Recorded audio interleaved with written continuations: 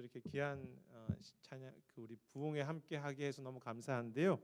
뭐 우리 목사님 많이 아시기도 하겠지만 그래도 또 예의상 소개를 해야 되니까 2000년에 영어교회 리빙 페이스 커뮤니티 처치를 플러싱에 개척하셨고요. 2010년에는 한국어 예배도 베이사이드 지역에서 개척하셨습니다. 그리고 이제 계속 교회를 분리 개척하실 것을 도와주신 역할하고 팀 켈러 목사님과 함께 교회 개척 훈련도 받으셨고 건강한 교회를 개척하는 소망을 가지고 이렇게 오늘까지 오셨고요. 지금 저희 PCA 안에 개척자들 이제 미국 교회들 가운데 어세스먼 하는 일에 오랫동안 헌신하시면서 디렉터로 섬기고 계시고 저희 한인 어세스먼 할 때도 역시 오셔서 저희 책임자로 그렇게 섬겨 주셨습니다. 한국의 팀 켈러 목사님이 하시는 시티 투 시티 운동을 많은 교회들의 영향력을 미치고 계시고 그리고 한인 교회들도 섬기고 계시고요. 한국과 미국의 많은 후배들 목사님이 본인은 40대처럼 보인다고 했지만 60이 벌써 2살이나 지나신 그 목사님이시고 그런데 후배들에게 지금 설교 코칭도 하고 계시고 많은 영향력들을 주고 계신 참 저희에게 참 귀한 목사님이시고 저희가 존경하는 목사님이신데요. 귀한 시간을 가지고 있어서 너무 감사하게 생각합니다. 오늘 복음과 기도에 대해서 우리 말씀을 전해 주실 때 큰 은혜가 될 줄 믿고요. 우리 목사님 나오실 때 큰 박수로 환영하도록 하겠습니다.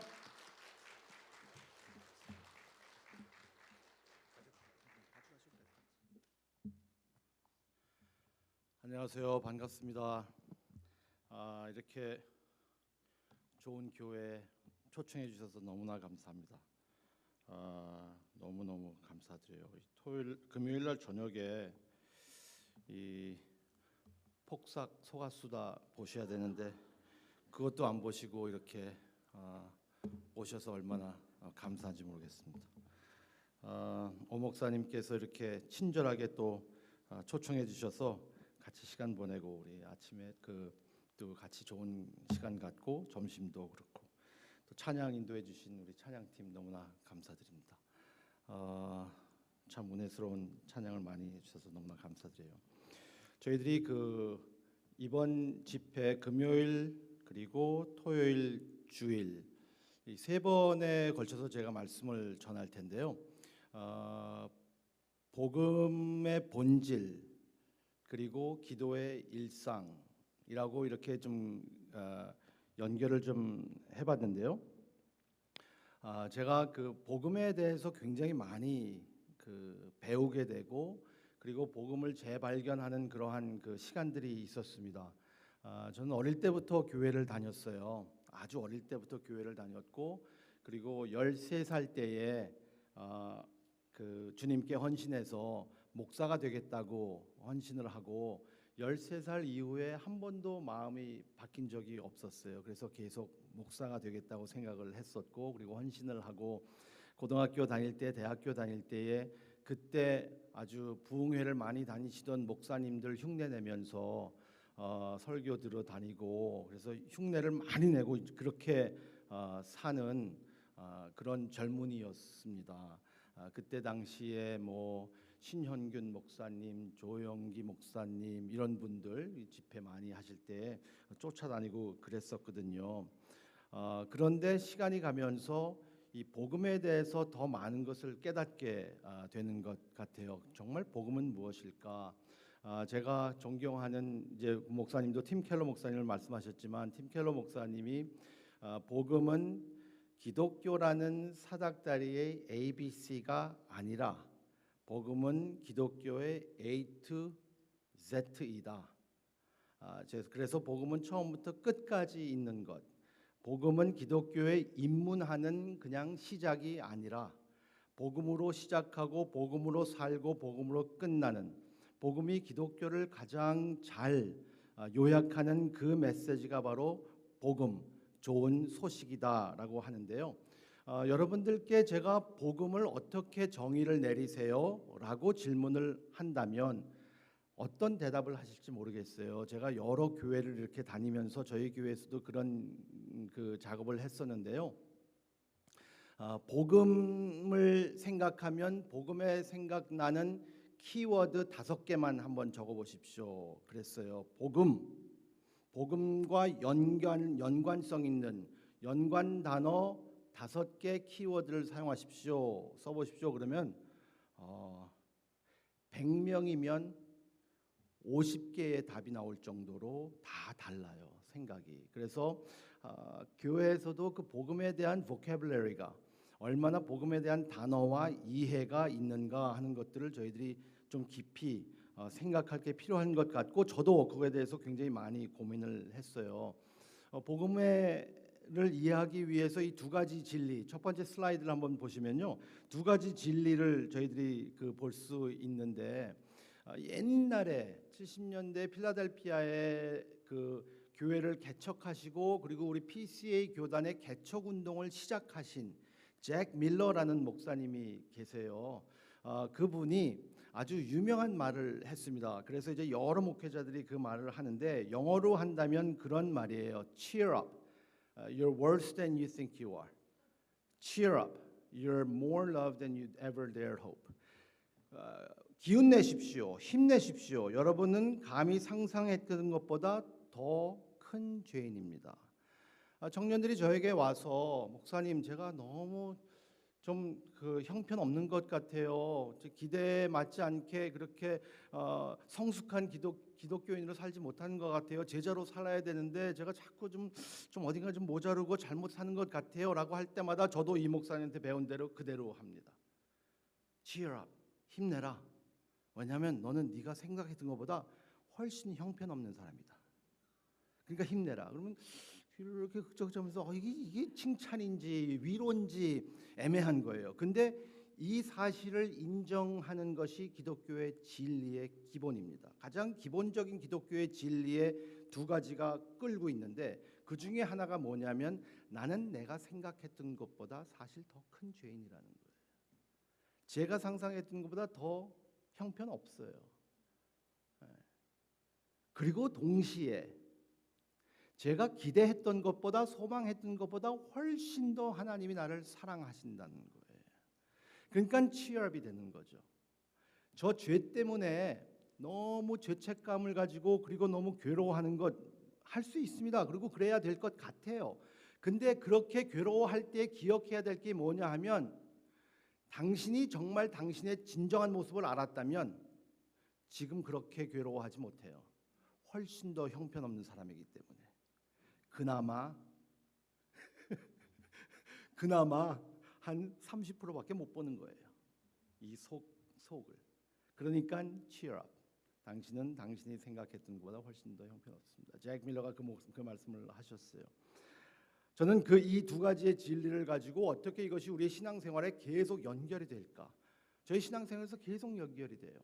제가 목회하면서 힘들 때, 그리고 목회가 제 마음대로 안 될 때, 그리고 자녀들을 보면서 자녀들이 이거보다는 더 이래야 될 때라고 생각할 때마다 내가 좀 더 열심히 해야 되는데라고 생각할 때마다 저는 이 말씀을 제 머리에, 제 가슴에 설교합니다.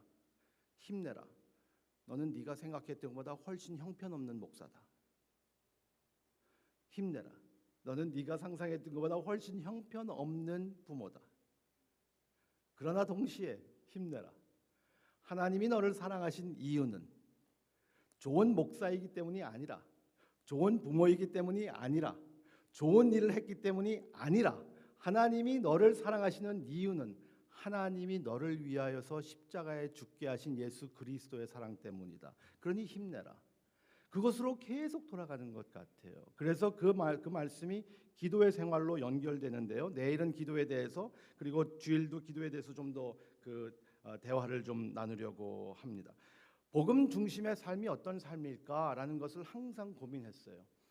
과연 정말 복음으로 이렇게 만들어진 빚어진 사람은 어떤 사람일까? 가장 복음적인 사람은 어떤 사람일까?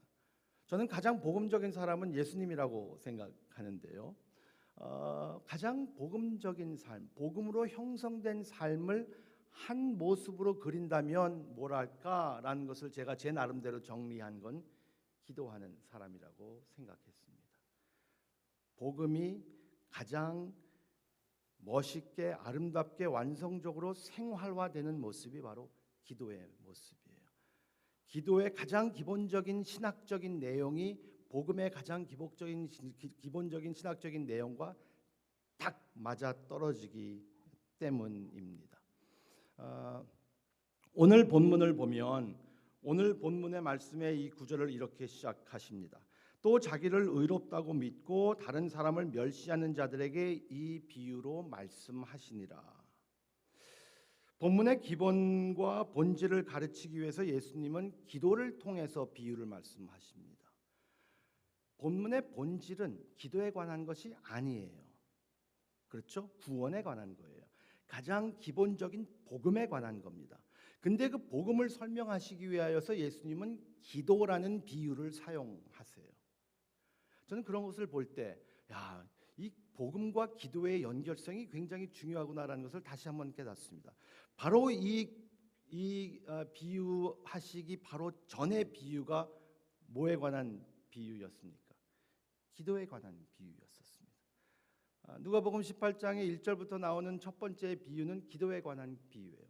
그리고 두 번째 이 비유가 바로 구원, 칭의, 어떻게 하나님 앞에 의롭게 되는가 하는 비유를 말씀하시는데 기도를 통하십니다. 예수님은 이 이야기를 하시는데 14절 하반절에 무릇 자기를 높이는 자는 낮아지고 자기를 낮추는 자는 높아지리라 라는 말씀을 합니다. 이게 요점이에요. 이 오늘 본문의 요점. 두 사람이 기도하러 갔다. 근데 한 사람만 실제로 기도를 했다라는 말씀이죠. 두 사람을 대조하는 아주 획기적인 것은 예수님께서 일반적으로 가르치시는 방법이었습니다. 예수님의 가르치시는 페다고지가 두 사람을 비교하실 때가 많이 있었어요. 누가복음 15장에도 두 아들을 비교하십니다. 큰 아들이 있었고 둘째 아들 있었다. 근데 큰 아들도 방탕하는 자들이고 큰 아들은 착한 일을 함으로 하나님과 아버지와 멀어졌고, 그리고 둘째 아들은 아버지 말을 안 들어서 아버지와 멀어졌다. 그러면서 이제 두 아들을 비교하시죠. 그리고 16장으로 가면은 두 사람, 부자와 나사로를 비교하십니다. 부자와 나사로가 있었는데, 그래서 그 두 사람을 비교하시면서 예수님께서 가르치시려는 것이 있었어요. 오늘도 그 기도에 대해서 두 사람을 말씀하십니다. 복음의 본질을 이 기도를 통해서 가르치시려는 것 같아요. 그래서 두 사람의 기도를 대조하십니다. 이 본문을 통해서 한 세 가지만 저희들이 같이 보려고 하는데요. 이 세 가지는 안에 있는 죄인, 밖에 있는 의인, 그리고 긍휼의 심판자입니다. 이 세 가지만 저희들이 한번 좀 봤으면 좋겠어요. 안에 있는 죄인, 밖에 있는 의인, 긍휼의 심판자. 안에 있는 죄인은 안에 있는데 인사이더인데 죄인이라는 거예요. 그런데 그 사람을 누구로 소개하시냐면 예수님은 말을 만들어서 이제 얘기하시는 거죠. 바리새인을 소개하십니다. 바리새인이 현대인들은 바리새인들에 대해서 그렇게 좋아하지는 않고 오해하는 것이 많은 것 같습니다. 바리새인들이 완전하진 않았어요. 그리고 실수를 저지를 때도 많았습니다. 그리고 때로는 큰 실수를 저지를 때도 많이 있었습니다. 그렇지만 그 당시에 바리새인들은 품위 있는 종교인이었었어요. 그리고 많은 사람들의 존경을 받는 사람이었잖아요. 믿음을 중요하게 여겼습니다. 그리고 진지하게 받아들였습니다. 하나님의 말씀을 순종하며 살려고 얼마나 하나님의 말씀을 진지하게 받아들였는지 몰라요. 이 바리새인들의 그 사람들이 성경에 관심이 있었고, 그리고 성경대로 살려고 무척 노력했던 사람들입니다. 대부분의 바리새인들은 최선을 다해서 살았어요. 정말 열심히, 정말 신앙생활도 잘하고 하나님 잘 믿으려고 노력했었어요. 그런데 그 잘하려고 하는 것이 좀 오버할 때가 많이 있었어요. 이제 오버뿐만 아니라 다른 길로 갈 때도 많이 있었습니다. 제가 한인교회를 지금은 이제 분립개척해서 제가 이제 담당을 하지 않고 있지만 한인교회에 있을 때에 그 교회 표어가 그거였었거든요. 오버하지 말자. 그게 이제 우리 교회 공식 표어였었어요. 주보에다가 쓸 용기는 없었지만 오버하지 말자. 제가 교회 이제 우리 교회 표어가 뭐죠? 그러면 교인들이 다 오버하지 말자 이제 그렇게 얘기를 했었어요. 근데 이 사람들은 너무 열심히 하다 보니까 오버해서 좀 잘못 가는 길로도 갔었습니다. 그래서 11절에 12절에 이렇게 기도하는데요. 그 기도를 한번 보실까요? 11절 12절에 바리새인이 따로 서서 이렇게 기도하여 이르되 하나님이여 나는 다른 사람들 곧 토색, 불의, 간음하는 자들과 같이 아니하고 이 세리와도 같이 아니함을 감사하나이다. 나는 일주일에 2번 금식합니다. 나는 내가 받은 모든 것에 11조를 바칩니다. 이 기도가 잘못된 기도입니까? 이렇게 신앙생활 하는 사람이 있으면 교회 개척하는데 너무 도움이 될 것 같아. 잘못된 기도일까? 리온 모리스라는 학자는요, 바리새인이 자신에 대해 말한 것은 사실이었습니다. 그의 문제는 그가 길에서 충분히 멀리 가지 않는 것이 아니라 완전히 잘못된 길을 가고 있다라고 했습니다. 잘못된 길이에요. 그렇기 때문에 일주일에 2번 금식하고 받은 것에 11조를 바치는 것, 그리고 토색하지 않고 불의행하지 않고 간음하는 자들과 같지 않고 저 세리와 같지 않은 것 잘하는 거예요. 그런데 정말 이 사람의 기도를 보고 그 사람의 마음을 본다면 다른 길에 서 있는 것이다 라고 이야기합니다. 그가 왜 그러냐 하면 죄에 대해서 이야기할 때 죄에 대한 그의 견해는 강도, 간음, 살인자, 심지어 세리와 같지 않은 외적인 것만 봤어요. 죄를 완전히 잘못 이해하고 있었어요. 우리들도 종교인들은 죄를 외적인 행동으로만 볼 때가 많이 있습니다. 규칙을 어기는 것을 죄로 여길 때가 많이 있습니다. 그래서 다른 사람들에게 전도할 때 정말 우리는 죄인이잖아요. 그러니까 하나님을 믿어야 돼요. 우리 죄 짓잖아요. 우리 죄 지으시잖아요. 거짓말했잖아요. 시기했잖아요. 질투했잖아요. 라고 하면서 이 겉의 것만 계속 강조할 때가 있어요. 이 사람이 딱 그랬어요. 죄를 규칙을 어기는 것, 그리고 겉에 있는 것. 근데 죄를 볼 때는 무엇을 했느냐도 중요하지만 왜 그렇게 했느냐가 더 중요합니다. 거짓말을 했다면 거짓말한 죄가 중요하지만 그것보다 더 중요한 것은 왜 거짓말을 했어야만 했을까 하는 것이 더 중요한 것이에요. 그래서 그것을 많은 신학자들은 죄 밑의 죄라고 이야기합니다. 저희들은 죄 밑의 죄를 볼 수 있어야 되는데 종교인은 죄 위에 있는 죄만 봅니다. 하지만 복음으로 저희들의 모습을 본다면 죄 밑의 죄를 볼 수 있기 때문에 나는 내가 생각했던 것보다 훨씬 더 죄인이구나라는 것을 깨닫는 시기가 오는 겁니다. 나는 왜 그렇게 했을까? 아이들이 어릴 때 제가 아이들한테 짜증을 내고 그럴 때가 있었어요. 저희 아내가 저에게 자주 질문했던 것이 그겁니다. 다른 때는 괜찮은데 왜 그런 행동할 때만 왜 그렇게 화가 나느냐? 그게 왜 그렇게 화가 날까? 왜 그럴까요? 저의 죄도 있지만 죄 밑에 있는 죄, 그것을 많은 사람들이 우상이라고 합니다. 내가 가장 귀하게 여기는 것, 내가 가장 좋다고 여기는 것, 내가 가장 있어야 된다고 여기는 것. 제가 젊을 때에는 집의 평안함, 조용함, 이게 저의 우상이었을 때 그것을 견딜게 되면 저는 폭발하는 겁니다. 왜 그랬을까? 그러니까 죄 밑에 죄를 보지 못했어요. 이 바리새인은 죄 밑에 죄를 보지 못하고 그냥 죄에 대한 것이 굉장히 superficial한 거예요. 그게 종교인의 모습입니다.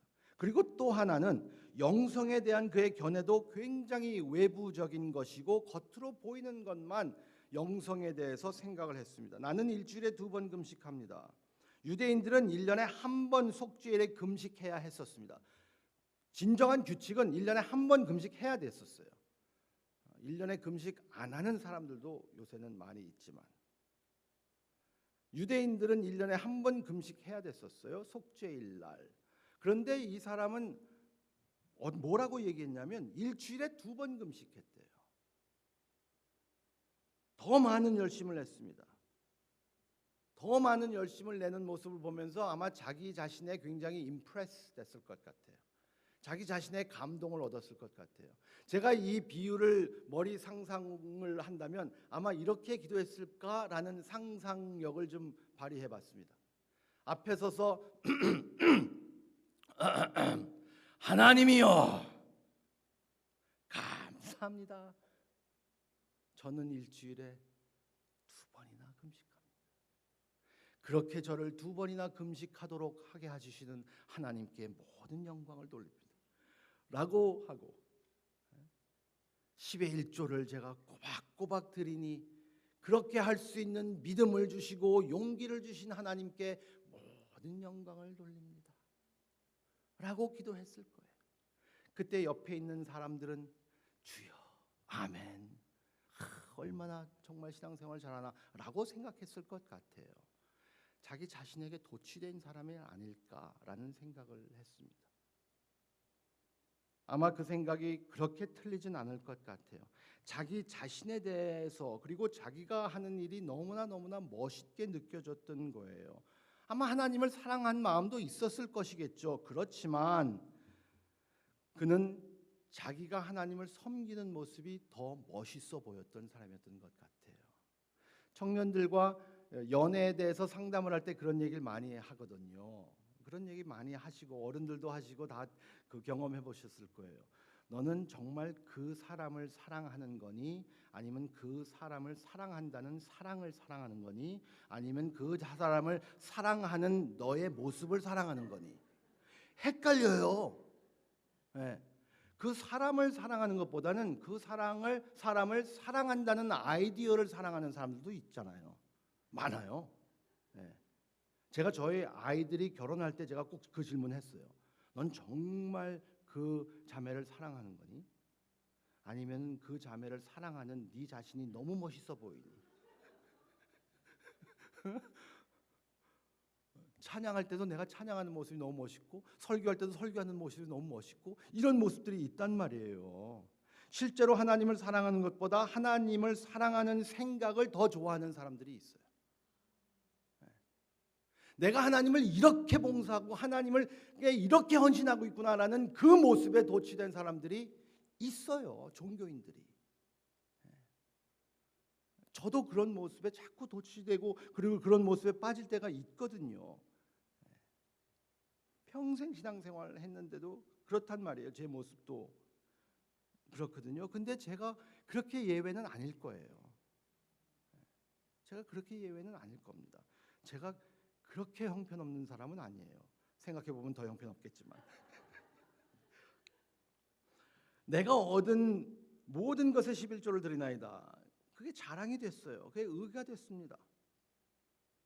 자기의 재정적 관대함에 깊은 인상을 받았고 임프레스 됐습니다.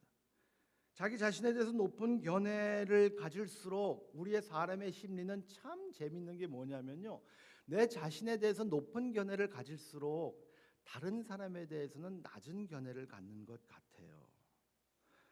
자신의 영성, 도덕성, 종교를 너무 사랑해서 다른 사람들보다 우월한 감을 갖게 됐습니다. 좀 우월하다고 생각했어요. 바리새인이. 그래서 다른 사람들의 재판관이 됐습니다. 왜 다른 사람들은 그렇게 하지 못할까?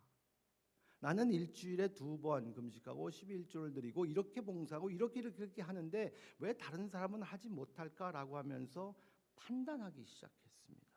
사회적 이슈에 대해서, 정치적 견해에 대해서, 인종 및 정의의 문제, 교회의 봉사 생활 그리고 자녀를 키우는 방법 등등 여러 분야에서 자기 자신이 좀 더 우월하다고 생각하고 교회에서 아이들이 misbehave 하면은 쟤네들 왜 저렇게 할까? 부모가 왜 저렇게 가만히 있지라고 하면서 우월한 생각이 자꾸 들 때가 있어요. 여러 분야에서 다른 사람들보다 내가 낫다라는 이 종교인의 이 마음 참 그게 힘든 것 같아요. 예수님이 말씀하시는 모든 것이 중요하지만 저는 이것이 매우 진지하게 받아들여야 된다라고 생각하는데요. 특히 현대 교회 생활에서 그리고 현대 이 신앙생활 하시는 분들에게 꼭 필요한 말씀이라고 생각해요. 저는 마태복음 7장 1절부터 5절까지의 말씀이에요. 비판을 받지 아니하려거든 비판하지 말라. 너희의 비판하는 그 비판으로 너희가 비판을 받을 것이요 너희의 헤아리는 그 헤아림으로 너희가 헤아림을 받을 것이니라. 어찌하여 형제의 눈 속에 있는 티는 보고 내 눈 속에 있는 들보는 깨닫지 못하느냐. 보라, 내 눈 속에 들보가 있는데 어찌하여 형제에게 말하기를 나로 내 눈 속에 있는 티를 빼게 하라 하겠느냐. 외식하는 자여, 먼저 내 눈 속에서 들보를 빼어라. 그 후에야 밝히 보고 형제의 눈 속에서 티를 빼리라. 예수님께서 비판하지 말라, 이것은 평가하지 말라는 말씀이 아닙니다. 무엇을 잘못됐을 때 이게 잘못된 것 같아라고 이야기하자라는 말씀이 아닙니다. 그렇게 하지 말라는 말씀이 아니라 훨씬 자기를 더 우월하게 생각하는 마음들을 가진 것을 경고하시는 겁니다. 수년 전에 저희 아내랑 저랑 같이 서울을 갔습니다. 그래서 을지로가 있는 광장시장에 가서 거기서 음식 쫙 있잖아요. 넷플릭스 아줌마도 나오시고 그러잖아요. 거기에 광장시장에서 쫙 있는데 저희 아내는 비빔밥을 좋아하니까 비빔밥 스토어에 앉아서 비빔밥을 먹고, 저는 이쪽에 이제 뭐 순대, 귀 이런 거 저는 좋아하니까 그런 거 먹으면서 이렇게 봤는데 저희 아내가 실내에서 선글라스를 끼고 있어요. 옛날 말로 하면 색안경입니다. 선글라스를 끼고 있는 거예요. 그리고 제가 저희 아내에게 이 한국까지 와서 이렇게 실내에 있는데 선글라스를 끼고 있으면 어떡하냐고 저희 아내에게, 여보 선글라스 벗어. 한국의 문화에서는 그게 예의가 아닌 것 같아. 선글라스 벗어. 어떻게 선글라스를 끼고 있어? 그러면서 저희 아내에게 제가 약간 좀 무안할 정도로 그렇게 얘기를 했습니다. 그때 저는 선글라스를 끼고 있었습니다. 예수님께서는 그 말씀하시는 거예요. 네 선글라스나 먼저 벗어라. 그리고 남의 눈에 있는 선글라스를 봐라 그러는 거예요. 어떻게 그렇게 나 자신을 모를까? 어떻게 그렇게 내 자신은 볼 수가 없을까? 내 자신을 볼 수 있는 가장 좋은 방법 중에 하나는 부부관계예요. 그래서 부부관계는 거울이라고 이야기하는 것 같아요. 그래서 저의 잘못된 것 그리고 저의 부족한 것들을 저의 아내는 너무나 잘 알고 있어요. 결혼한 지 35년이 됐으니까 너무 잘 알아요. 저의 우상들과 저의 연약함을 너무나 잘 알아서 어떤 버튼을 누르면 제가 무너지는 줄 알고 있어요. 근데 요새는 이제 그런 얘기를 잘 안 해요. 옛날에는 많이 했는데 목사가 이런 말 했어요. 근데 요새는 이제 제가 그런 말 하면 너무 낙심을 하니까 그런 말 안 해주는데, 하여튼 내 눈 속에 있는 티를 먼저 들보를 봐야 되는데, 그게 무슨 말이냐 하면은 항상 우리가 우월감을 가지고 있다라고 생각하는 거죠. 다른 사람들을 판단하기 때문에 너무 바빠서 자기의 연약함과 구주가 필요하다는 사실을 깨닫지 못합니다. 그리고 왜 그렇게 자기 자신에게는 관대한지 모르겠어요.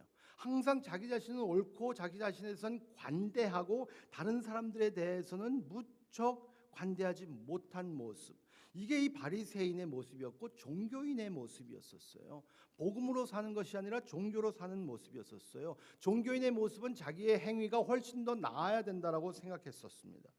팀 켈러 목사님이 뉴욕에서 목회하시는 그 목사님이셨고 이제 지금 하늘 아버지 품에 가셨지만, 종교인과 이 복음의 사람, 종교와 복음에 대해서 비교를 한 그 차트가 있어요. 제가 잠깐 보여드릴게요. 너무 길지는 않더라도 짧게 이렇게 보여드릴게요.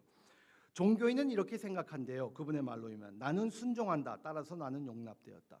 하나님께서 나를 받아들이시는 이유는 내가 순종했기 때문이라고 생각하는 것이 종교인이라는 거예요. 하나님이 나를 사랑하실까? 저희가 이것을 깨닫지 못했을 때, 저희가 지금 큰애가 34살인데 걔가 아주 갓난아기 때 경기를 일으켰어요. 그러니까 34년 전이죠. 경기를 일으켰어요.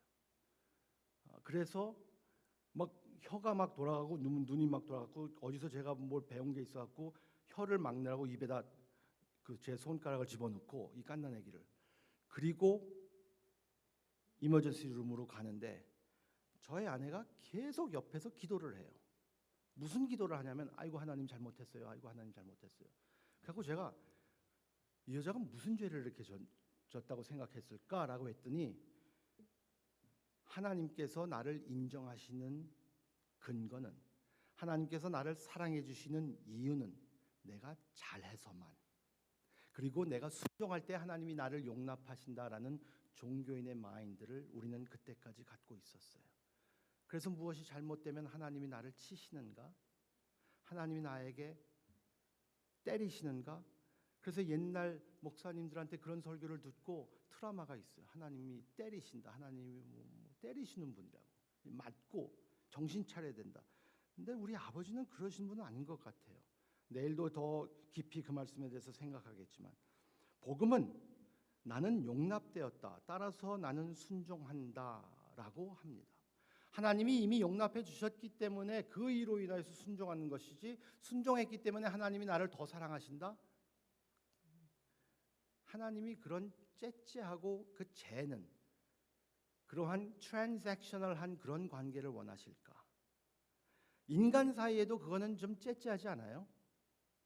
여보, 내가 당신한테 이렇게 해줬으니까 당신 나한테 이렇게 해야 돼. 그렇게 안 했잖아. 저번에 그렇게 안 했으니까 나도 그렇게 안 할 거야. 이는 이로 눈은 눈으로. 그건 transactional relationship. 하나님이 그렇게 트랜잭션 안 하실 것 같아요. 우리는 그렇게 하지만 저는 저희 아내한테 꼭 그렇게 합니다. 정의를 위해서. 동기는 두려움과 불안정에 기초한다. 제가 말씀드린 것 같죠. 그렇지만 복음의 동기는 감사하는 기쁨에 기초한다고 합니다. 내 삶의 상황이 잘못될 때 나는 하나님이 내 자신에게 화를 낸다고 생각하고, 왜냐하면 욥의 친구들처럼 나는 선한 사람은 편안한 삶을 누릴 자격이 있다고 믿기 때문이다라고 종교인은 생각한다는 거예요. 근데 복음의 생각은 내 삶의 상황이 잘못될 때 나는 갈등하지만 나는 모든 형벌이 예수님에게 내려졌던 것을 안다. 또한 그분이 나를 훈련시키기 위해 이것을 허락할 수도 있지만 그분은 내가 받은 시련 안에 성부의 사랑을 베푸실 것이다 라고 믿는 것이 복음이라는 것이에요. 그래서 제가 시간을 더 보내면서 좀 같이 좀 풀었으면 좋겠는데요. 그렇게 할 시간은 안 되는 것 같아요. 그래서 넘어갈게요. 제가 또 무엇을 드렸나요? 마지막 거, 나의 정체성과 자아, 가치는 주로 내가 얼마나 열심히 일하거나 내가 얼마나 도덕적인가에 기초한다. 따라서 나는 내가 게으르거나 부도덕한 인식하는 사람들을 멸시해야 한다. 나는 다른 사람을 경멸하고 우월하게 느낀다. 이것이 종교인의 모습이라는 것이에요. 복음의 정체성은, 나의 정체성과 자아 가치는 자기 원수를 위해 죽으시고 나를 위해 도시에서 배제되었던 분에게 기초한다. 나는 순전히 은혜로 구원받았다. 따라서 나는 나와 다른 무언가를 믿거나 실천한 사람을 무시할 수 없다. 나의 나 된 것은 단지 은혜로 된 것이다. 나는 논쟁에서 이겨야 하는 어떤 내적 필요도 없다라고 느끼는 것이라는 것이죠. 그러니까 복음으로 사는 사람은, 제가 계속 지금 목회 35년 하면서 계속 저의 나름대로 씨름은 뭐냐 하면, 내가 아직까지도 그렇게 증명할 것이 많을까? 정말 그리스도의 복음으로 사는 사람이라면 내가 왜 이렇게 증명할 것이 많고 잃을 것이 많다고 생각할까? 정말 복음 안에 있는 사람들의 모습은 증명할 것도 없고 잃을 것도 없어요. 왜? 저희가 찬양하는 대로 나의 나 된 것은 다 하나님 은혜라. 한량없는 은혜. 나의 나 된 것이 하나님의 은혜라면 왜 그렇게 끊임없이 밤잠을 이루지 못하면서 나를 증명하려고 할까? 자녀들의 모습을 볼 때에, 그리고 배우자를 볼 때, 내가 하는 사업을 볼 때, 내 삶에서 내 정체성을 얻으려고 하는 것이 왜 내가 무엇을 프루브함으로 인하여서 내 정체성이 선다고 생각할까? 아직까지 종교자의 모습으로 쓰는 것은 아닐까? 그리고 그러한 렌즈로 하나님을 바라보지는 않는가 하는 것이죠. 안에 있는데 죄인이었어요. 안에 있는데 하나님과 멀어진 사람이에요. 예수님께서는 그 비유를 말씀하시는 겁니다. 밖에 있는 의인을 한번 볼까요? 세리를 한번 보시겠습니다. 세리, 세금 징수원입니다. 외부인으로 간주됐습니다. 유대인 공동체에서 완전히 배제된 사람이었잖아요. 네. 그리고 그렇게 될 만도 했었어요. 네. 로마 제국과 협력하는 사람이었잖아요. 그러니까 로마 앞잡이잖아요. 자기 땅에 와갖고 자기들을 다 자유를 앗아가는 그러한 그 권력으로 힘의 원리로 사람들을 그렇게 뭉개는, 그리고 그렇게 권력으로 모든 것을 다스리는 사람들의 빌붙어서 거기서 그 사람들의 편에 서서 가난한 유대인들에게 세금을 받아떼는, 그래서 돈을 많이 버는 사람이었습니다. 유대인 공동체에는 큰 타격을 준 사람들이었어요. 설상가상으로 사회에서 가장 취약한 사람들의 세금을 더 많이 뽑았어요. 네. 그래서 연약한 사람들, 노인들, 그분들에게 더 세금을 빼는 사람들이었어요. 그래서 나쁜 행동을 많이 했어요, 사실. 그리고 그렇게 평가를 받을 것이 마땅했습니다. 근데 예수님께서는 이 세리를 비유의 주인공으로 등장시키십니다. 그래서 이 비유가 스캔들인 거예요. 1세기 처음에 이 비유를 들은 사람들의 생각, 그 표정이나 그 반응을 한번 생각해 보셨나요? 지금 저희들이 볼 때는 너무 익숙해졌어요. 바리새인, 바리새인, 못된 사람들, 외식하는 사람들, 세리, 불쌍한 사람. 그게 아니었었어요. 그때는 바리새인 종교인이었었어요. 목사님, 장로님 이런 사람들이었었어요. 선교사님, 노목사, 오목사 이런 사람들이었어요. 오노야, 오노. 그런 사람들이었고, 그냥 종교인이라서 사람들이 막 존경해주고 이런 사람들이었어요. 세리요? 지금 세리 어떤 사람들일까? 정말 사회적으로 우리가 받아들일 수 없는 사람들이었어요. 근데 그 사람을 사용하신단 말이에요, 예수님께서. 그래서 스캔들입니다. 예수님이 좀 익스트림 하신 것 같아요. 예수님께서 세리를 어떻게 묘사하시는지 보세요. 멀리 서서 하늘을 우러러볼 염두도 내지 못하고 가슴을 치면서. 옛날의 기도 방식은 사거리에서 종교인이 손을 들고 기도합니다. 그러면 기도를 듣습니다. 근데 성전에 들어오지도 못하고 저 끝에서 우러러보지도 못하고 가슴을 치면서 기도했는데, 그 기도에 어떤 그 입술에 예수님이 기도를 넣어주셨는지 한번 보시기 바랍니다. 하나님이여, 불쌍히 여기옵소서. 나는 죄인이로소이다. Theos, 힐라스테티, 모이토 하말토. 제가 헬라어 원문을 쓰는 이유가 있습니다. 제가 헬라어 원어까지 여기서 집어넣은 이유는 뭐냐면요, 이 긍휼에 대해서 불쌍히 여겨달라라는 이 특별한 단어를 보시기 원하기 때문입니다. 일반적으로 긍휼이라는 단어를 사용할 때는 신약 성경에서 엘레오스라는 단어를 사용했습니다. 엘레오스라는 헬라 단어를 사용했어요. 그런데 여기는 사교양되는 이 긍휼이란 말은 일반적인 엘레오스라는 단어를 사용하지 않고 힐라스케스타이라는 특별한 단어를 사용해서 긍휼을 묘사시켰습니다. 이 단어는 가장 이스라엘에서 성스러운 속죄의 날에 사용되는 단어입니다. 출애굽기 25장, 37장 그리고 16장, 레위기 16장에만 나오는 말씀이래요. 구약에서. 출애굽기 25장, 출애굽기 37장, 레위기 16장에만 나오는 단어. 그리고 이 단어가 신약으로 번역돼서 사용돼서 딱 한 번 나온대요. 신학자들이 그러는데 그게 히브리서 2장 17절에 나오는 말씀이라고 합니다. 히브리서 2장 17절을 한번 보세요. 그러므로 그가 범사의 형제들과 같이 되심이 마땅하도다.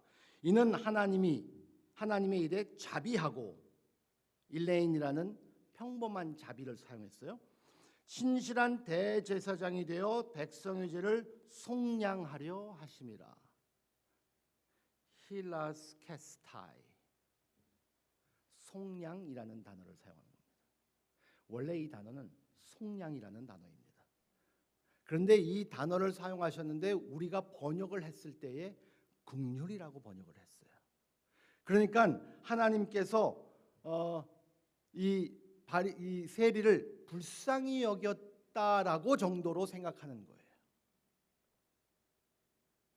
어떤 자매가 저희 아내에게 사모님 어떻게 목사님과 35년 동안 그렇게 사시고 그리고 이제 저희 교인들이 다 아는데 30년 동안 싸운 기억이 없으니까 제가 일방적으로 제가 섬기고 낮추고 하니까 뭐 싸울 일이 없잖아요.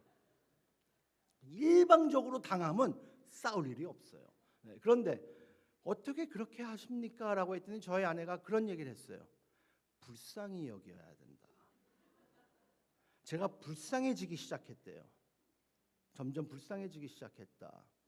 근데 그냥 참 너그러운 마음으로 저 사람도 연약한 사람이구나. 그렇게 30대 40대에는 그 혈기왕성해서 그렇게 자신만만하더니 이제 60이 넘어가 갖고 저렇구나 라는 그 불쌍함이 아니에요. 여기서 말하는 하나님께서 나를 불쌍히 여기소서라는 말은 그냥 불쌍히 여기고 가엾게 여긴다는 말씀이 아닙니다. 누가 나를 위해서 죗값을 치러야 줘야 된다라는 그 의미를 예수님께서는 이 기도하는 사람의 기도의 입술에 넣어주시는 거예요. 하나님 나를 불쌍히 여겨주소서. 그래서 국률의 심판자를 저희들이 볼 수 있습니다. 예수님은 자비가 실제로 어떤 것인지 설명하기 위해서 의도적으로 이 단어를 사용하신 자비로운 재판관인 것을 저희들이 알 수 있습니다. 본질적으로 세금 징수원은 하나님 죄인인 나를 위해서 화목 제물이 되소서라고 기도하고 있었습니다. 하나님 죄인인 나를 위해서 화목 제물이 되소서. 이게 원문의 기도예요. 예수님께서 이 입술에 넣어주신 기도는 그 기도예요. 나를 위한 화목 제물이 되어주소서. 예수님 나를 죄인이기 때문에 나를 위해 죽어주소서. 제가 전에 말씀드린 것처럼 출애굽기 25장, 레위기 16장에 나오는 이 말씀은 아주 전문적인 단어입니다. 이스라엘의 가장 성스러운 속죄의 날에만 사용하는 날입니다. 흠없는 어린 양을 잡아서 그 양을 쳐서 그 피를 뿌림으로 인하여서 백성들이 죄를 용서받는 그날에 대신 죽는 그 모습을 이야기할 때에 바로 이 자비라는 국률이라고 번역된 힐라스케스타이라는 이 말, 속죄라는 말을 사용한 겁니다. 그러니까 예수님께서 이 세리의 입술에 넣어주신 기도는 하나님 저를 가엾게 여겨주소서, 저를 좀 너그러운 마음으로 봐주십시오 라고 기도를 넣어주신 것이 아니라 하나님 저는 죄인입니다, 저를 위해 대신 죽어주십시오 라는 기도를 넣어준 거예요. 그래서 너무나 기가 막힌 기도인 겁니다. 그리고 더 놀라울 것은 우리의 그 긍휼 여기신, 우리를 위해서 대신해서 죽으실 뿐만 아니라 우리의 형제가 되셨다라고 히브리서는 이것을 해석해서 말씀하고 있습니다. 예수님은 온전한 삶을 사신 유일한 분이시기 때문에 바리새인을 대적할 수 있었어요. 바리새인을 정면으로 대적할 수 있는 사람은 예수님밖에 없었습니다. 왜? 예수님이 그 말씀을 하셨기 때문에. 너의 의가 바리새인보다 더 증가하지 못한다면 하나님 나라에 갈 수 없다. 그런데 그것보다 더 완전한 삶을 사신 분이 예수님이세요. 그래서 바리새인의 입을 틀어막을 수 있고, 바리새인 앞에서 요새 그 영어권에서 쓰는 표현이지만 마이크 드롭 완전히 조용하게 만드는 거예요. 바리새인을 대적할 수 있고 바리새인을 조용히 하게 할 수 있는 분은 예수님밖에 없었습니다. 예수님이 완전하게 사신 분이기 때문에. 그렇기 때문에 저희들은 그 말씀을 보면서 우리도 바리새인보다 더 열심히 살아야 되는 것이 아니라 우리는 할 수 없으니까 그렇게 오신 예수 그리스도가 우리의 구원자 되시는 분이구나 해서 그분을 사랑하는 것이 우리의 마땅한 반응인 것이죠.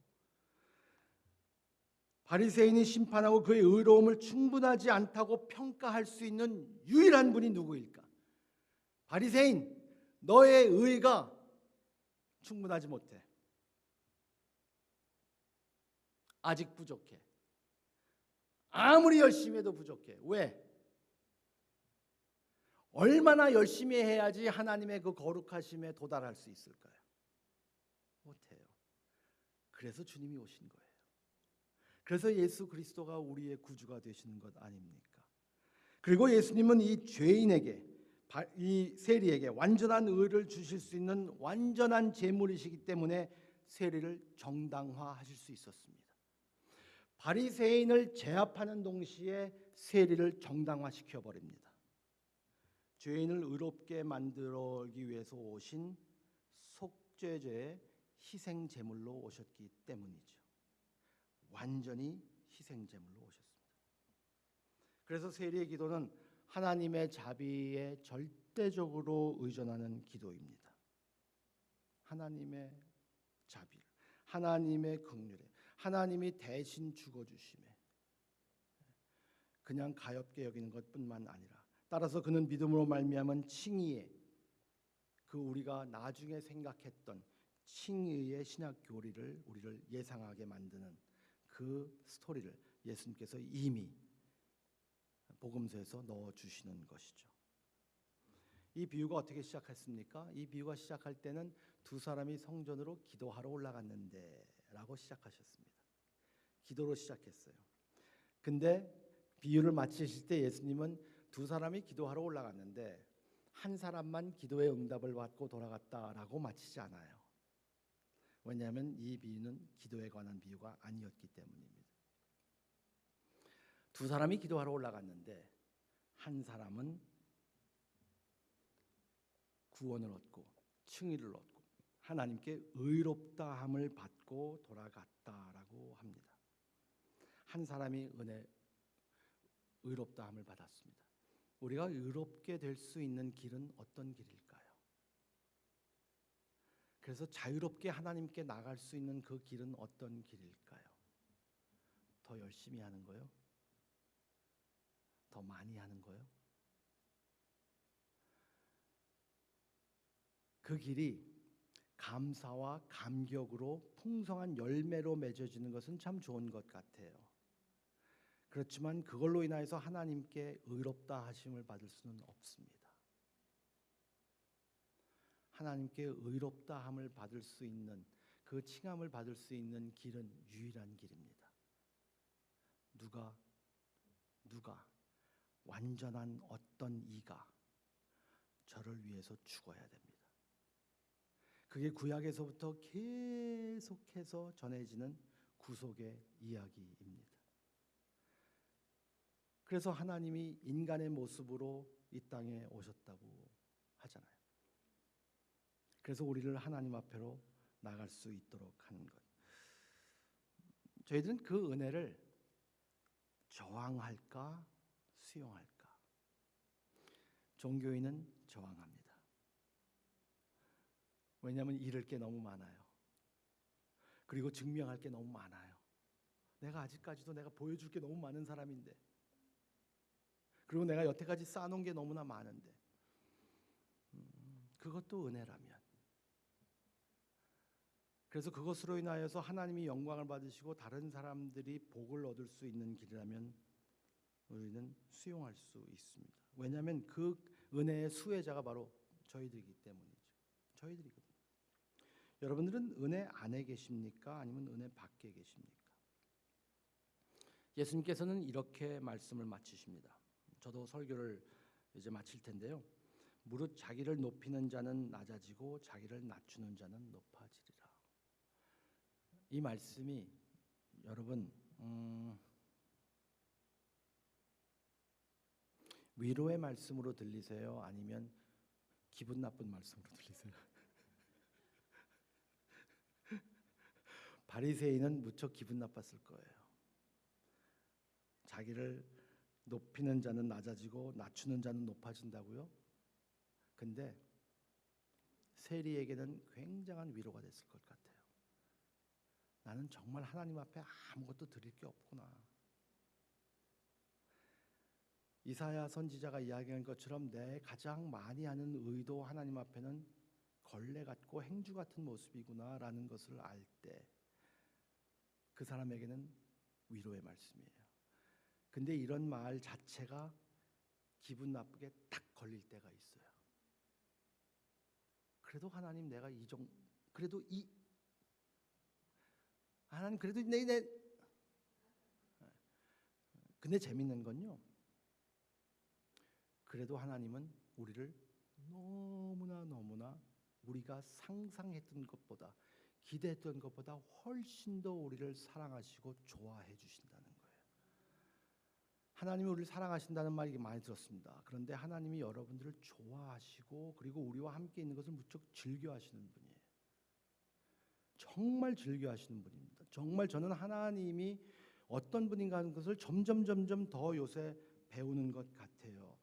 그 모습이 기도를 통하여서 더 그런 것 같아요.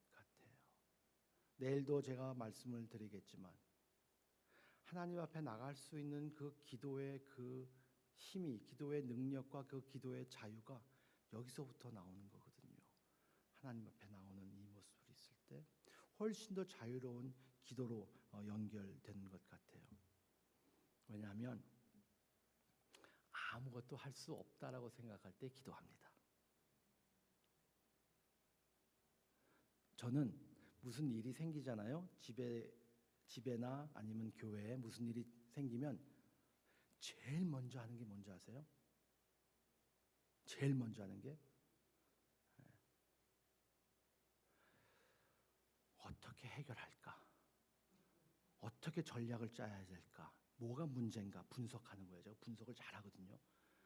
막 해요. 그러다가 한 며칠 지난 다음에 머리에 띵 하는 게 있어요. 최근에도 그런 일들이 있어요. 아, 기도하면 되는 거구나. 자꾸 잊어버려요.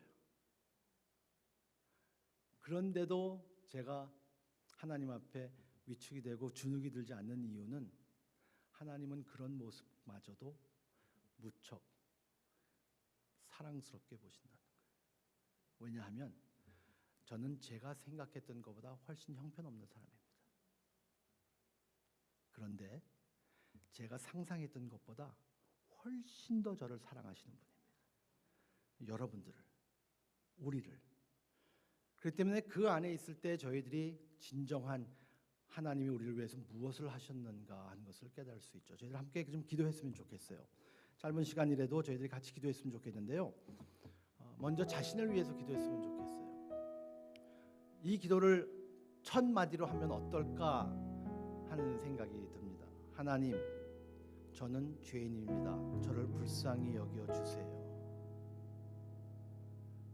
그게 어떤 의미인지 이제 아시잖아요. 그냥 저를 가엾게 여기는 것도 있지만 저를 위해서 희생하신 예수 그리스도를 생각나게 하시는 나를 위해서 희생해 주세요. 그 기도를 감히 드렸어요. 저는요, 죽었다 깨나도 저의 아내에게, 저희 자식들에게 내가 살기 위해서 니들이 좀 죽어달라 저 말 못해요. 차라리 제가 죽어요.